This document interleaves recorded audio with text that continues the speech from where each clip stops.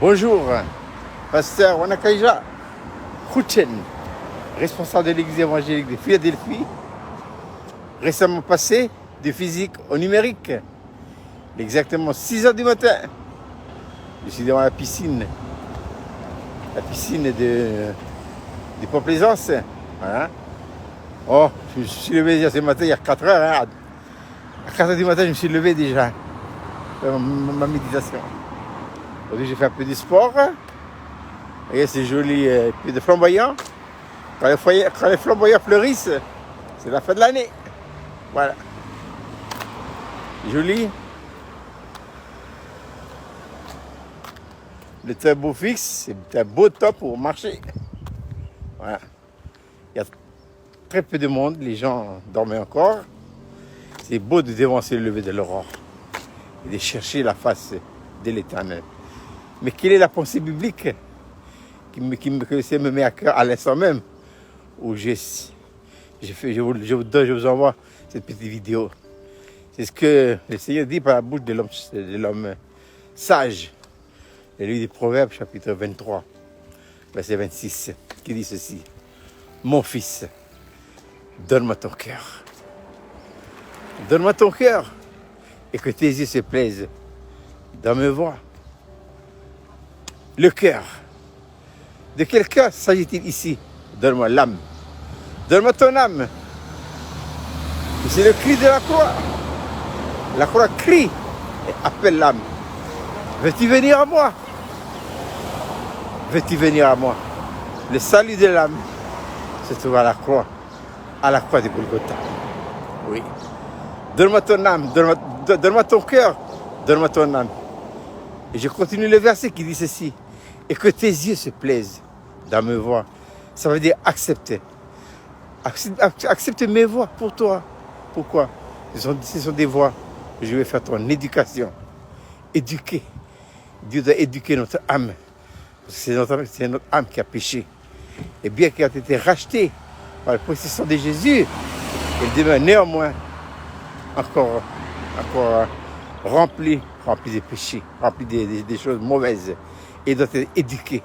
Elle ne peut être éduquée que par la croix. La croix, en tant que principe de vie, qui donne à Dieu tous les droits absolus et la possibilité de vivre sa vie en nous. C'est pourquoi l'apôtre Pierre dira dans sa première lettre, chapitre 1, verset 22, ayant purifié l'âme par l'obéissance à la vérité, afin que notre âme puisse manifester un amour véritable et sincère. Mais la purification de l'âme est possible que dans la mesure où elle se donne et s'abandonne par la foi et une vie d'entière consécration à qui? À celui qui est assis sur le trône, qui nous a tant aimés et qui est venu sur la terre pour accomplir notre rédemption. Voilà, je répète cette petite réflexion pour ce matin, depuis le Pont-Plaisance. Proverbe 23, verset 26. Mon fils, donne-moi ton cœur. C'est le cri de la croix. Qui va répondre? Beaucoup ont entendu, bon écoutez, très peu ont répondu. C'est pourquoi Jésus dira qu'il y a beaucoup d'appelés, peu d'élus. Les élus, ce sont ceux qui non seulement ils ont été appelés, mais ils ont répondu à l'appel de Dieu. L'appel de Dieu, c'est pour vous amener, vous et moi, à l'appel ressemblant de son fils et son fils bien-aimé, Jésus-Christ. Il est évident que ce n'est pas une ressemblance physique ni physiologique, mais c'est une ressemblance spirituelle ayant son caractère à lui et sa mentalité à lui. Mais ça, je répète, une bonne fois pour toutes, il faut la croix. Qu'est-ce que la croix, pasteur? La croix, c'est un principe de vie qui donne à Dieu tous les droits absolus. Et la possibilité, oui, de vivre sa vie en nous. Dieu veut vivre sa vie en vous et moi. Laissez Dieu devenir votre vie. Faites le choix avant la fin de cette année 2023. Débutons l'année 2024 avec Christ, notre vie. Voilà, je répète cette belle petite réflexion pour ce matin. Proverbe 23, verset 26. Mon fils, donne-moi ton cœur et que tes yeux se plaisent dans mes voies. Il ne me reste plus qu'à vous souhaiter de passer une très belle et agréable journée du vendredi 20 décembre 2023.